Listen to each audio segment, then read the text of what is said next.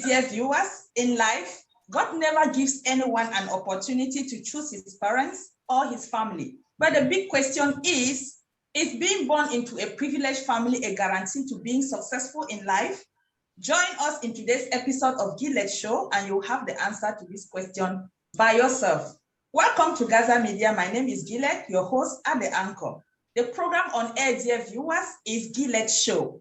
And in today's episode of Gillette Show, I will be bringing you a debate titled, Most Children That Are Fed with a Golden Spoon End Up Being Wayward in Life. Do you agree with this? On the affirmative side, we'll be having Barrister Awunja and Mr. Nkengajon Sebastian. Barrister Awunja and Mr. Nkengajon, you are welcome to Gillette Show today. Thank you, Madam Gillette. Thank you so much. And on the opposing side, we'll be having Dr. Awun Cyprian and Mr. Bosho Richard as well. Dr. Awun and Mr. Bosho, you are very welcome to Gillette Show today. Thank you, Madam the moderator or the host.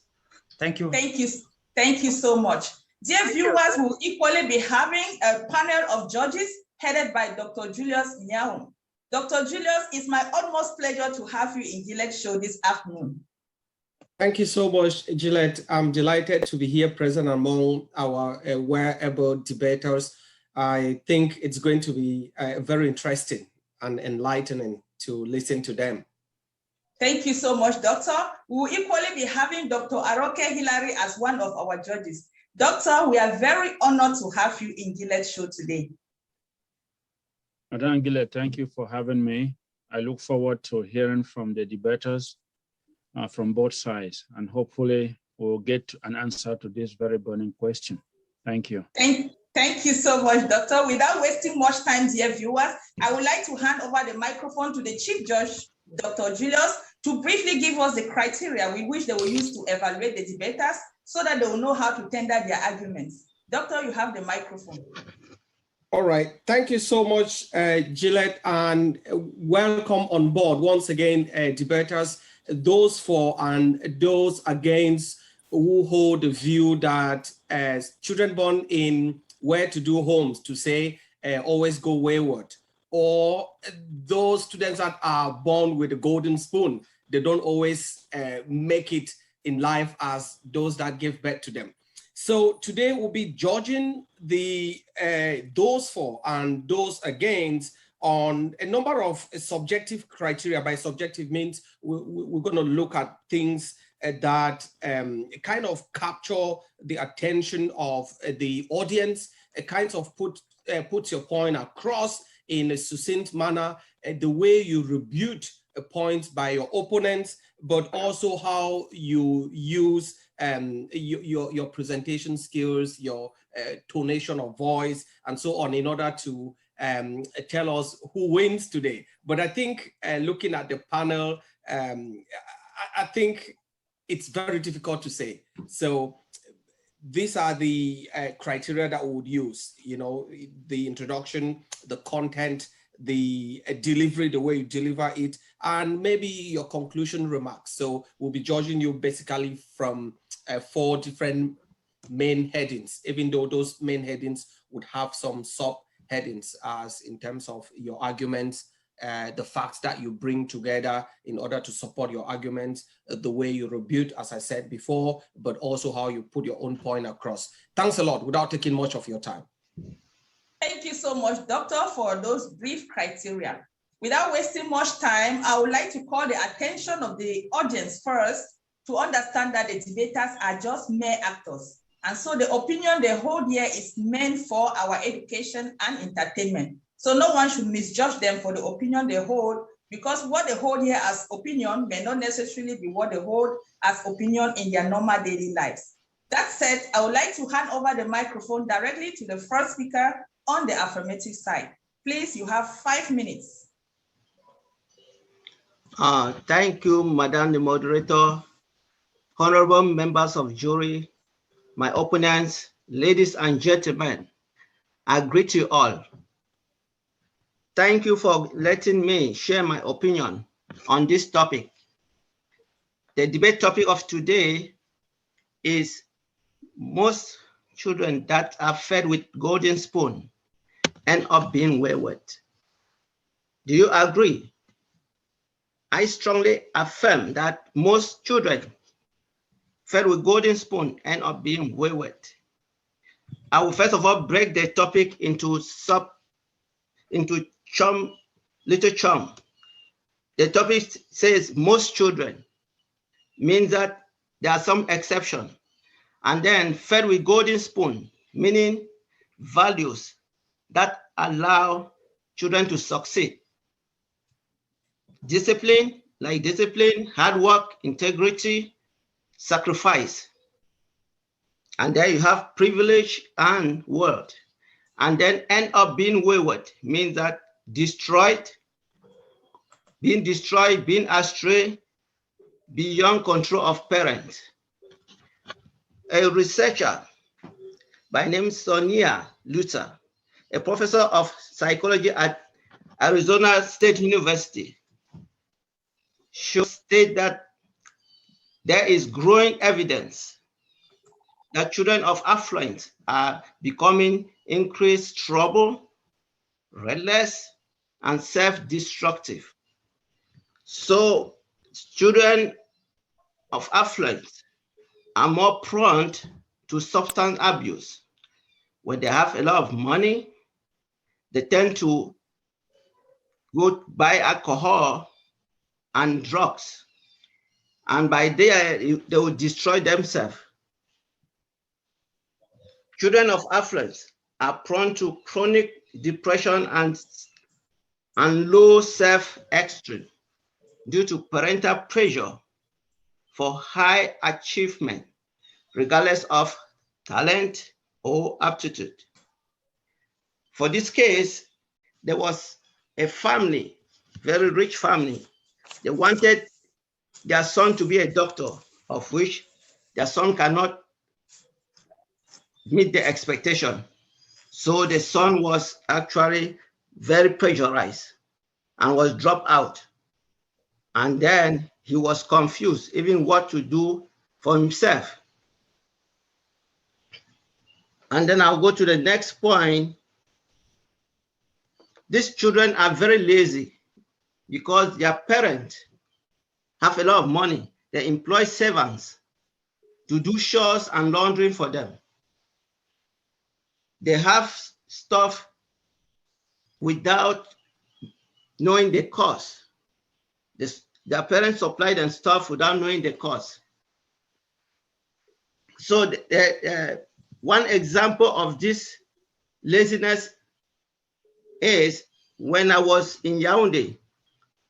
I was teaching a child who comes from a very rich home. And I have the child and another child. So I did my best. This child was always arguing. In the end point, when they wrote the GCE, and this child from wealthy home failed, the parents, they were trying to put the blame on me. I told them, look I was teaching this child with another child, the child succeeded. The children of affluent home, they're all arrogant, very, very arrogant. This will come, they know that they don't have discipline. Their parent can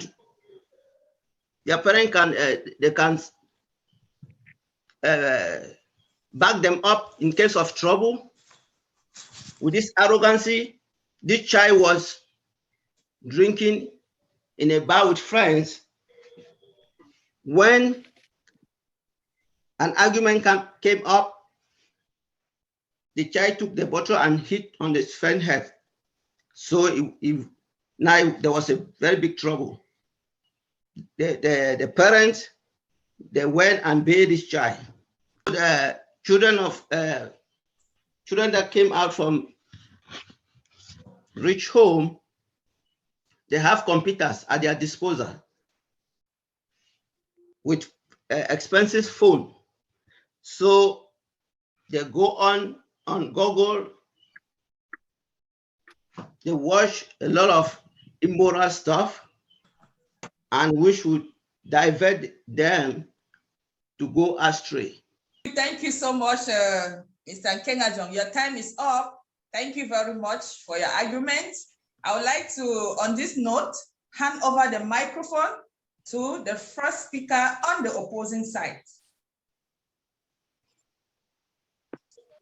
Okay. Yeah, let me be the first speaker on the opposition side, and Mr. Moderator, distinguished jury, ladies and gentlemen, thank you for giving me this opportunity and to express my view on the topic that my opponent already mentioned, that most children that are born with a golden spoon end up being wayward. And he defined the word golden spoon, which is very good. I mean, these are kids that are born into families that are very wealthy. And these children, they come into the world and then they face the world on a platform that is already rich, so they don't have to struggle, and then they just pick it up from there. And then wayward is when you are unruly, unpredictable, easily get angry and very selfish, and you don't have any fixed values. So that is the meaning of wayward. And I am of the opinion that this view is not actually true, that the children that come to the world into the families that are already rich end up being wayward. I think the opposite is true, because these kids come to the world and then they are building life on the foundation that is already set by their parents. So they just build on this foundation. They don't have to struggle and then start building from the ground. And most of these rich homes, they have certain social values that are important to them. They have connections. They have all the things that life can offer for these kids to build on. So these kids, they start building on this foundation, and then they go to good schools. Then they have a lot of social connection, a lot of good friends, that from there, they start building a lot of connections. They have vacation, they have great exposure. And then these parents too, because they have a lot of social connections, these kids have already a plus on their side, because they don't have to struggle like just any other child that is born in a poor home. They're starting life from zero. They have to struggle, they have to skip school, and they have to go join their parents in the farm when the school is going on. Like some of us, I use myself as a typical example, some of us that are born in poor homes, you have to really, really work extra hard.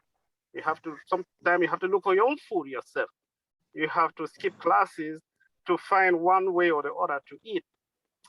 And then in that way, the other kids that don't have to struggle like you, the time you're spending on your farm or to do other things, they are actually studying, or their parents are paying private tutors or to give them tutorials at home, and then to cover up, and then they have time to rest. They have good food to eat for the brain to develop. So at the very beginning, you can't even compete, because their brain is functioning and developing. You're struggling to put nutrients to build your own brain. So at the very start of it, you have a disadvantage to even begin. Also, that's the thing. So the view that I know a lot of rich kids out there that misbehave, but if you look at it very carefully, you go into the social structure and you pay attention to the details, how those families are structured, you will find fault. You will see a reason why those kids are behaving like that. Some parents, they are divorced, and the child is growing up in one-parent home. Some parents fight. They are rich, quite all right, but there are certain values that are missing, that are being given to them from the family. But if you look at the family, if you see that the family is structured in a nice way, they don't fight, they are not divorced, they don't quarrel, they don't insult each other, these kids will pick these values from these parents, and then they'll build on these values. Take, for example, let's just turn around and look at the world today. The world today, all the resources of the world today, these are facts, are being controlled by just 1% of the world population. And this 1% of the world population, if you look at their history, they are all interconnected in this social structure where a child is born into a wealthy home, they start their life on the foundation that was already built, they start building it up, and then they end up controlling 1% of the world population, controlling more than half of the world resources. I give you one example. The former president of this country, Donald Trump, he started a business from his father that has already built an empire. So he didn't have to go look for money to start from scratch. So he built this empire from where the father left, and then now he is one of the richest Americans. And there's no way he's going to ever be poor, because he's not wayward, but he's very rich and very influential. Okay, let's leave that aside. Let's go to my famous person, Aliko Dangote. He's an African, he's in Nigeria. He's all over Africa. He's actually the richest African man right now. So, but if you look at his background, he was born into wealth with a golden spoon, where his parents were entrepreneurs. They built wealth already. And then when he turned 21, his uncle gave him $3,000 in those days when he was just 21. So now he used this $3,000 and started importing rice and other commodities, agricultural commodities from the Western world to Nigeria. Thank you so much. Thank you so much. Thank you so much, Dr. Awu. Your time is up, so we leave it at that. You'll continue later. So let's listen to the second speaker on the affirmative side. In 5 minutes, please. The moderator, members of the jury, I argue on the affirmative side that most children born with golden spoons end up being wayward.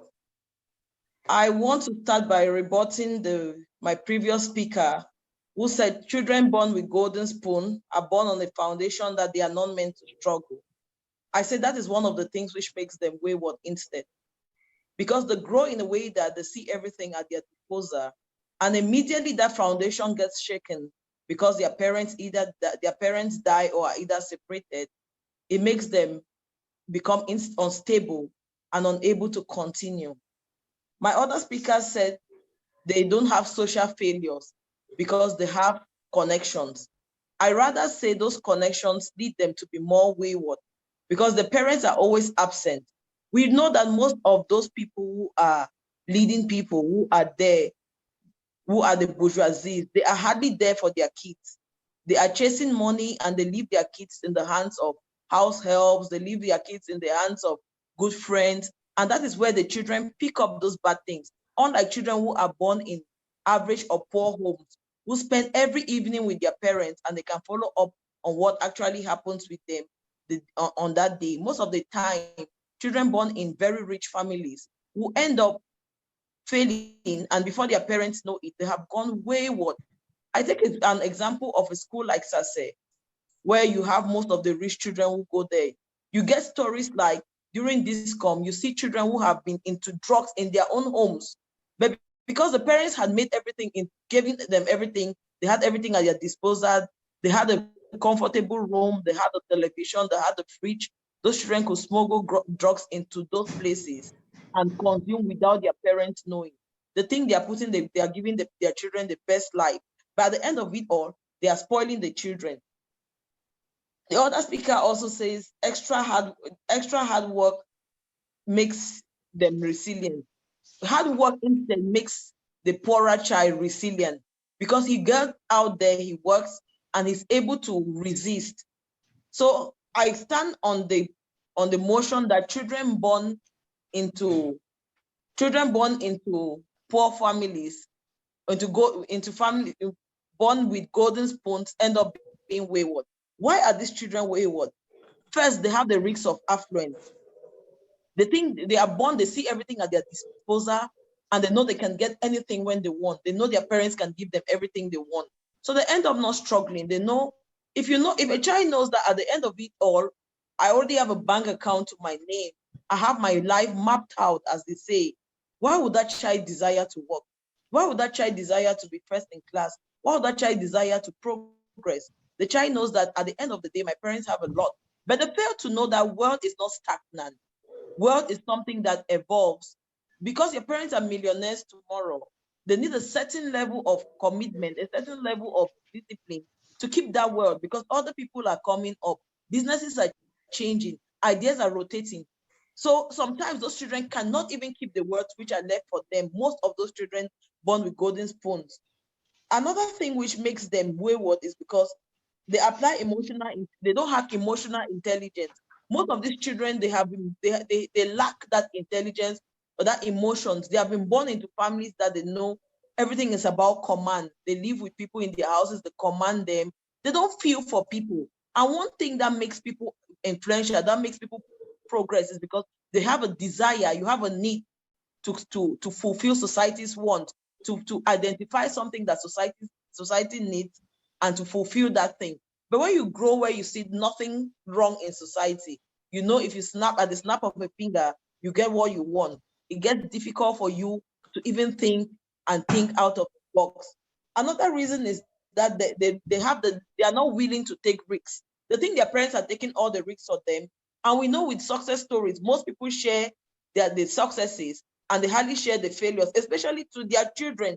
They may share the failures out there, but most millionaires will make the children know, oh, I was born a millionaire, or they are born, you are Dangote's child, you are Liko's child. They don't tell them that at one point, we have this world because someone sacrificed. All those people, the Dangotes, the Donald Trumps, they have some people who sacrificed for them, and those people sacrificed and made them know. But what do we have today? We have people who do not, who have gone through a lot of sacrifice to build a name and to build a status for themselves, but they end up not wanting to tell any other person that is what they've done, especially their children. Children born with golden spoons end up not succeeding because they have they lack work ethic. Most of them have hardly worked for people. They've rather had people who have worked as servants for them. And so it becomes difficult for them when they get to work somewhere to gather that experience. Either they become arrogant, or they even look down on their bosses because sometimes they go to work. Work is not only about getting money. Sometimes work is about experiences. But most of those children, when you see the Donald Trumps, their children can only work for them. They can hardly work for other people. Why can they not work for other communities, for other people? Because they lack that work ethic, they lack that discipline, they lack that respect. They've known that they are born into the Trump family and they call the shots. So it's difficult for them to do that. Thank you so much, Madam. Your time is up. Thank you so much. So we are going to listen to the second speaker on the opposing side.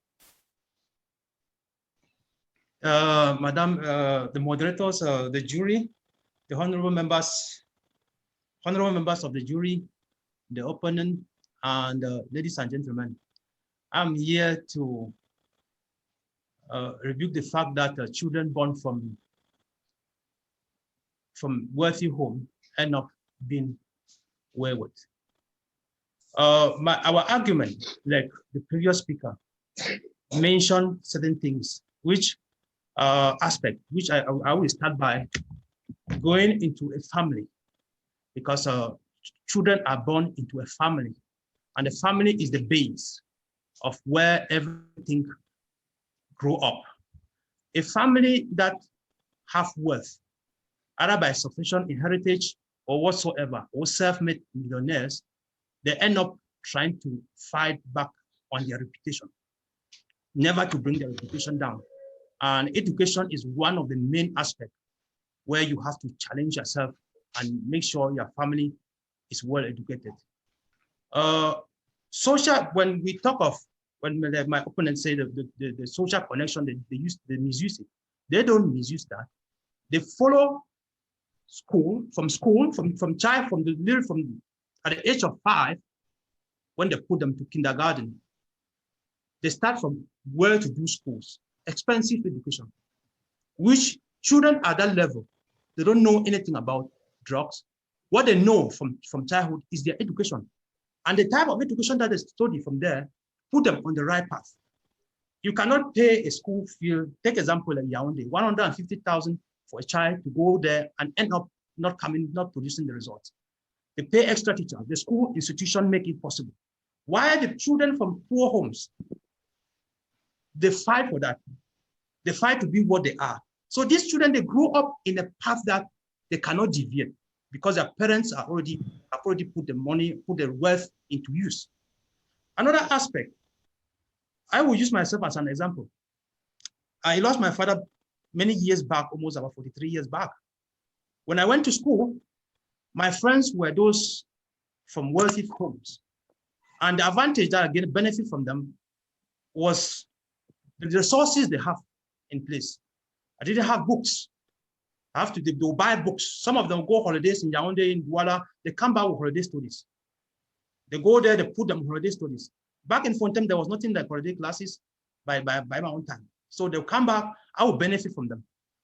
And the way they look at life, they look at it in a high standard way, trying to be like a millionaire, trying to be more than their parents.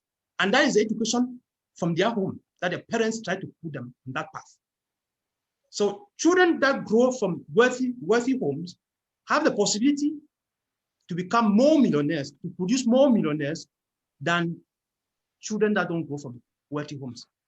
Another aspect when you look at these big millionaires in the community, they already have money to pay for whatever education they require for their children. And they try to put the society, try to classify the society. And they look at those that are less privileged, that can equally lead their children into drugs. They avoid them. And they associate with children that have well brought up behavior. I will use an example of my brother, my uncle. He told me that one day he was driving here in Maryland with his son. And then one of the friend's sons called him, and then they were talking.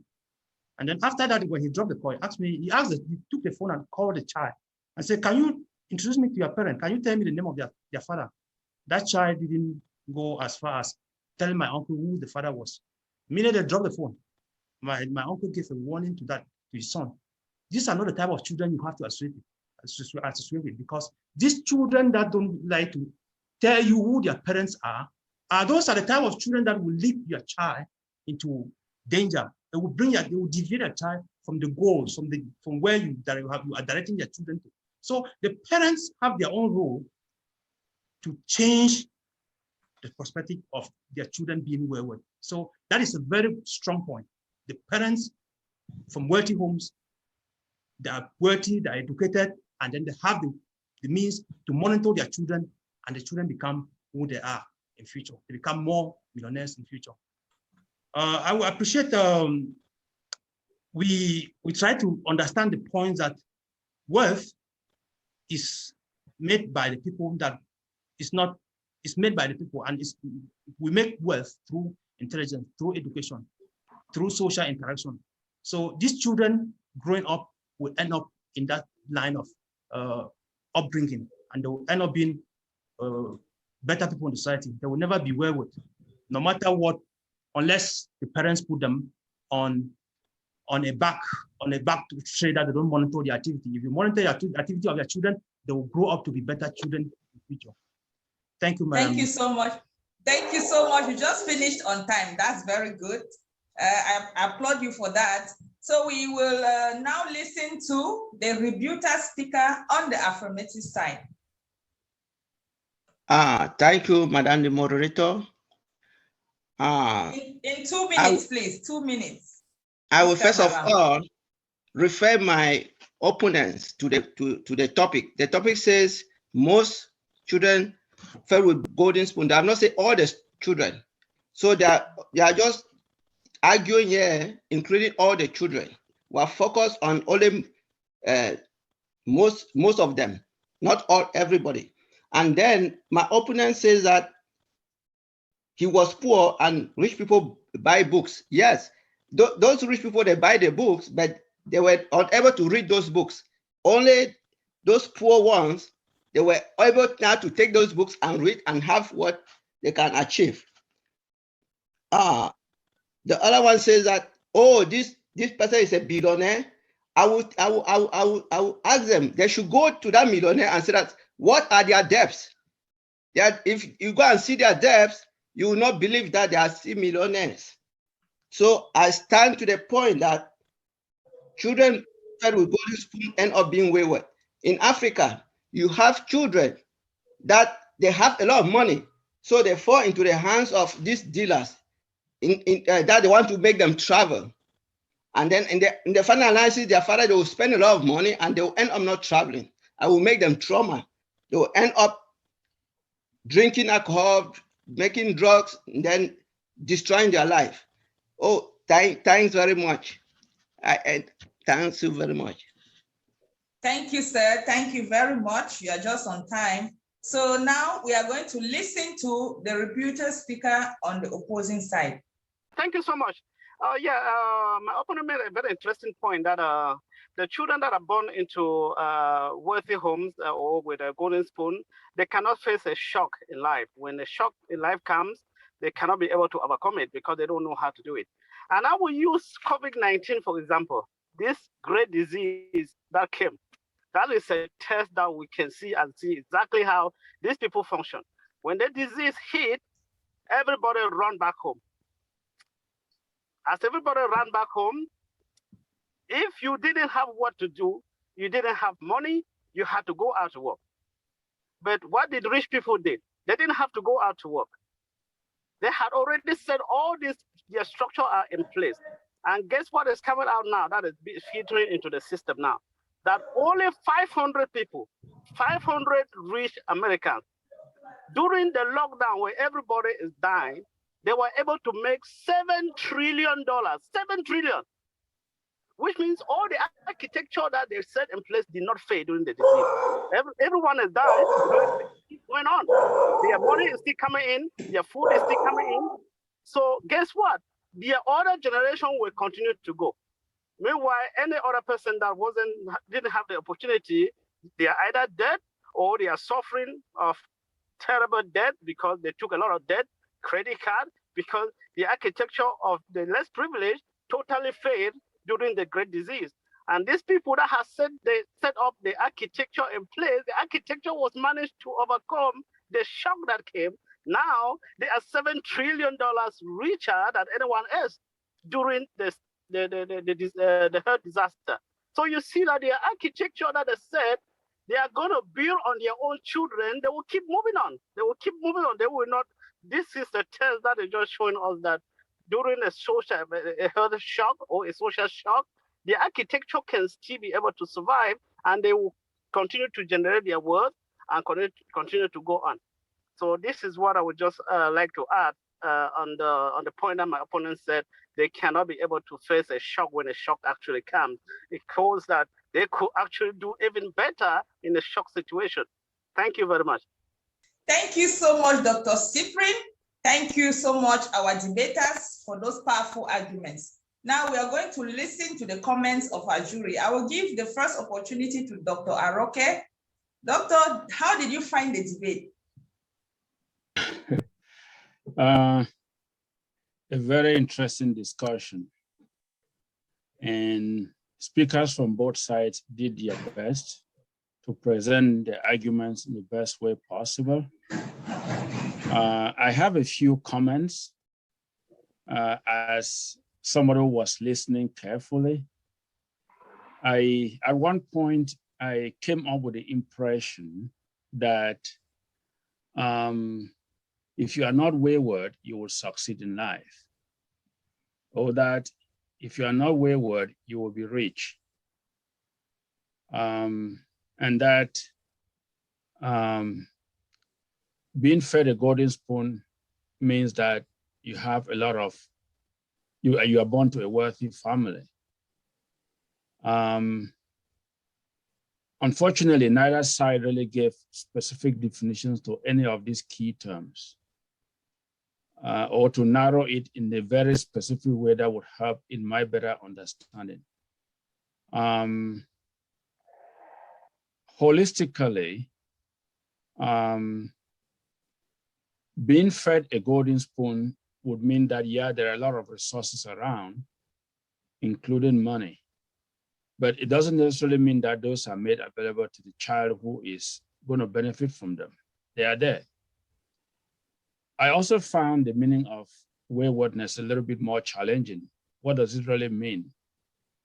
Is it about morality and behavior? Is it about being willing to succumb to advice, control, or what?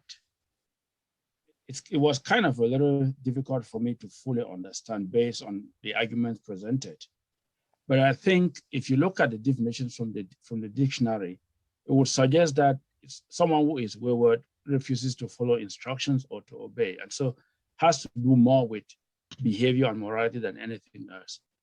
Generally, if I may comment, a person's behavior is a combination of the way you were brought up, nurture or nature, so to speak.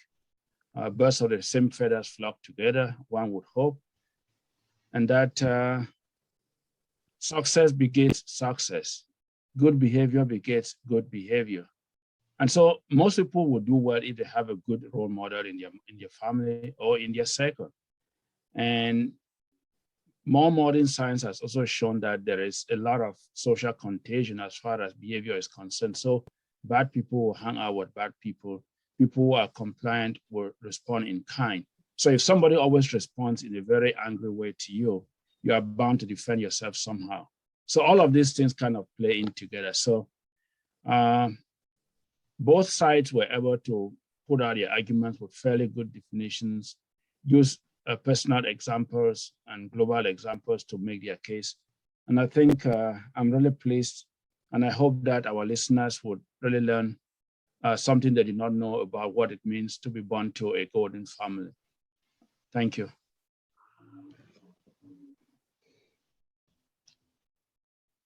Thank you so much, Dr. Aroke. Thank you for your wonderful comments. Now, I would like to hand over the microphone to Dr. Julius. Doctor, how did you find the debate? Thank you, Gillette. Thank you, our debaters. I think I would start. I have two main points. I would first congratulate the affirmative side as well as the opposing side for the brilliant arguments, particularly when Mr. Sebastian first spoke. He brought in the facts from studies in the US. He also supported his point to affirm that students born with or children born in affluent houses do go wayward, according to his own definition of wayward. And that in itself shows his understanding of the subject matter.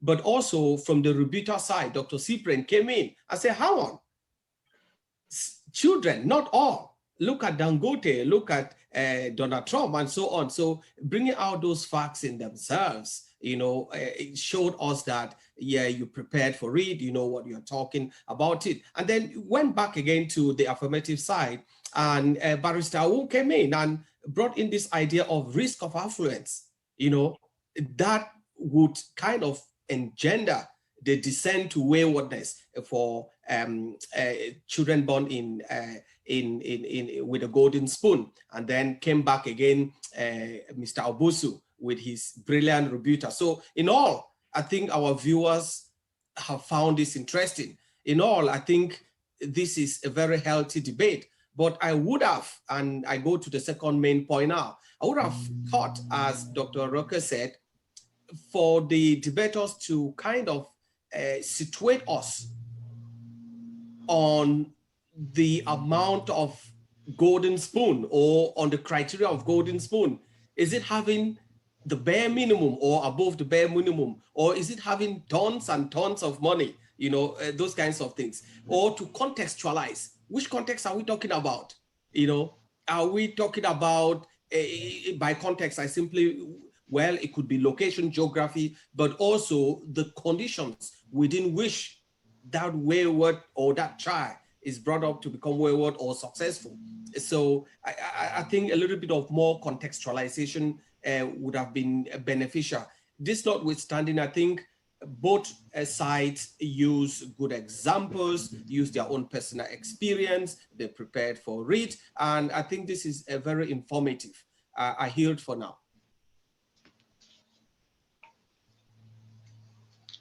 Thank you so much, Doctor. Thank you very much. I really appreciate your comments.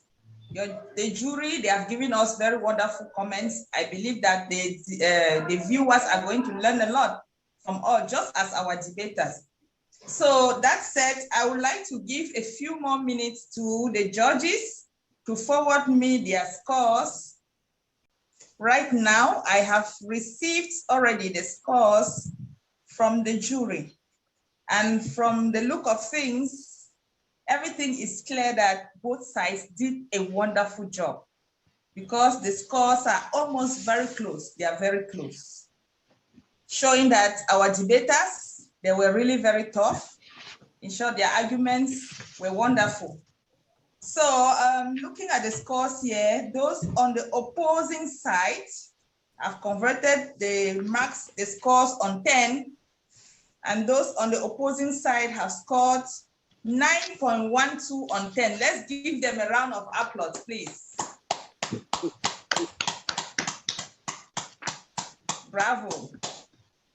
While those on the affirmative side scored 9.25 on 10. Let's give them a round of applause.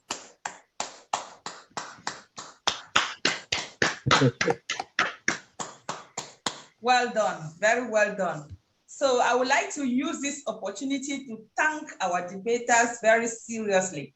In fact, it's not an easy exercise.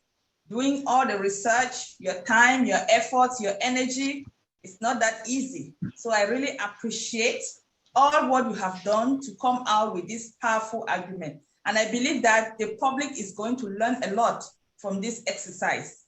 I want to as well thank our judges. The comments they have made here, I mean, they are just wonderful. So I really applaud them for their time, for their energy as well, for their efforts. So, and I will not leave without thanking our viewers, because without you, they can never be, and us. I thank you as well for following us in today's program. If you found this exercise or this video very educative, please do share it with your friends and your loved ones. And don't forget to leave us your comments. What do you want us to debate on next? Please leave us your comments.